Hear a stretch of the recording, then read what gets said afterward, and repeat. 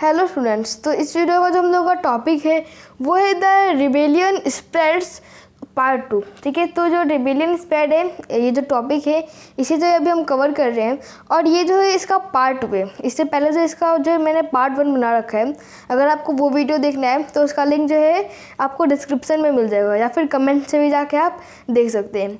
तो देखिए, पिछले वीडियो तक हमने ये जाना था कि किस तरीके से जो ब्रिटिशर्स है उनका जो एंड होते जा रहा था। ठीक है, किस तरीके से जो है क्या हो रहा था, जो बहादुर शाह जफर है वो जो है लोगों को जो लीड कर रहे थे। ठीक है, और जो रिबेलियन है वो और ज़्यादा जो है बड़ा होते जा रहा था। ठीक है, और जो मेन जो हब हुआ करते थे जहाँ पे जो है छोटे मोटे जो रिवोल्ट होने स्टार्ट हो गए उनको भी जो हमने जाना था। और कुछ और जो हब है जहाँ पे जो है जो रिवोल्ट है छोटे मोटे वो स्टार्ट हो गए थे, इन्हें जो हम जानेंगे। और ये भी हम जानेंगे किस तरीके से जो ब्रिटिशर्स है तो उनका जो एंड होते गया और उसके खिलाफ जो है ब्रिटिशर्स ने जो है क्या किया, क्योंकि हम लोग को आज़ादी तो 1857 में नहीं मिली थी, हम लोग को आज़ादी जो है बहुत लेट मिली थी। ठीक है, हम लोग को आज़ादी जो है 1947 में मिला था। ठीक है, तो फिर 1857 में फिर यानी कि ब्रिटिशर्स जो है कहीं ना कहीं जीत गए होंगे। तो किस तरीके से ब्रिटिशर्स का एंड हो रहा था और क्या फिर ब्रिटिशर्स ने किया जिससे जो है वो फिर से जो जीतना स्टार्ट कर दिया, तो ये जो हम इस वीडियो में जानने वाले हैं। तो चलिए स्टार्ट करते हैं आज का हमारी ये क्लास। तो कुछ हम लोग और भी हब जान लेते हैं जो नोडल पॉइंट्स होते हैं। ठीक है, जहाँ पे हमने जाना था कि जो मेन जो लीडर्स है वो जो है वहाँ से लीड कर रहे थे। तो जैसे कि हमने जो पिछले वीडियो में जो है एक दो नोडल पॉइंट्स को जो जान लिया था, जैसे कि कानपुर के बारे में जो है हमने जो है जाना था। उसके बाद फिर जो है लखनऊ के बारे में जाना था। इस वीडियो में हम जानेंगे झांसी के बारे में। ठीक है, जो कि एक नोडल पॉइंट था, एक हब था। और फिर जो है मेंडल जो रीजन है, ठीक है, जो कि मध्य प्रदेश में, तो वहाँ पर जो है किस तरीके से जो है रिवोल्ट जो स्टार्ट हो गया था, तो ये हम जानने वाले हैं। तो सबसे पहले हम जाते हैं झांसी में।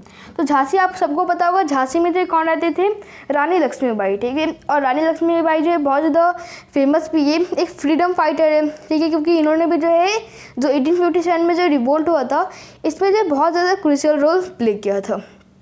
तो अब देखिए, अब रानी लक्ष्मीबाई जो सबसे पहली बात कि जो रानी लक्ष्मीबाई का जो टेरिटरीज होते हैं, ठीक है, उनको जो ब्रिटिशर्स होते हैं वो एनेक्स कर लेते हैं।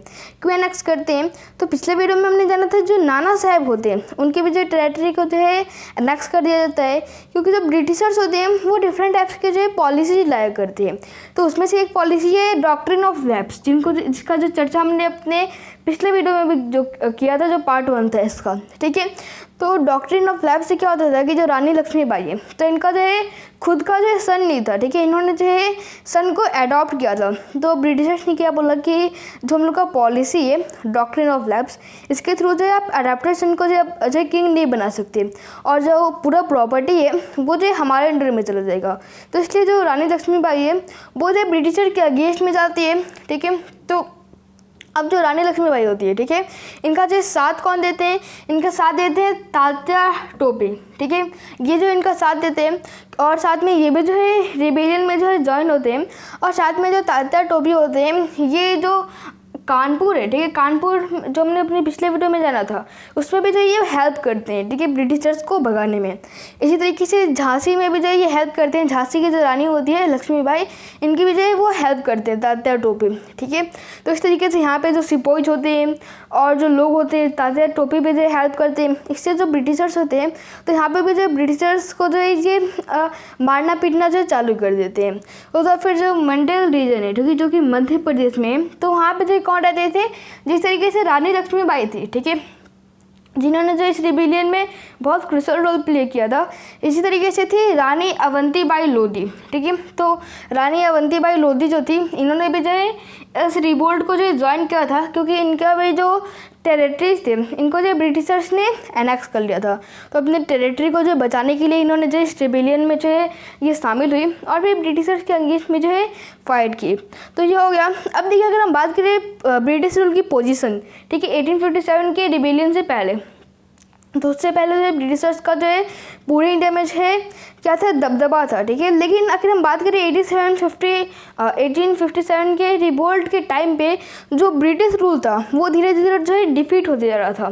ठीक है, और बहुत सारे बैटल्स में जो है जो ब्रिटिशर्स थे वो जो है हार गए थे। जैसे कि लखनऊ में जो ब्रिटिशर्स ने लड़ाई किया, हार गए, कानपुर में भी जो है हार गए, झांसी में भी हार गए। मध्य प्रदेश का जो मंडल रीजन है यहाँ पे जो लड़ाई किया था यहाँ पे भी हार गए। इसी तरीके से बहुत सारे, जैसे दिल्ली में भी हार गए थे बुरी तरीके से। तो बहुत सारे बैटल्स में जो ब्रिटिशर्स थे वो जो धीरे धीरे हारते गए। तो इससे हुआ क्या कि जो धीरे धीरे जो ब्रिटिश रूल है वो जो क्या हुआ एंड होना स्टार्ट हो गया। और कहीं ना कहीं ब्रिटिशर्स को भी ये पता चल रहा था कि उनका जो रूल है वो धीरे धीरे से ख़त्म होते जा रहे हैं। ठीक है, तो इससे हुआ क्या कि ब्रिटिशर्स ने क्या किया था, इंडिया में जो है रूल कर रहे थे वो आए कहाँ से थे, वो ब्रिटेन से आए थे। तो हुआ क्या कि यहाँ पे जो है क्या हुआ कि एक जो टेलीग्राम सेंड करते हैं, कौन, लेफ्टिनेंट कर्नल टायर, ठीक है, जो कि एक लेफ्टिनेंट रहते हैं। ठीक है, तो ये जो है एक टेलीग्राम सेंड करते हैं।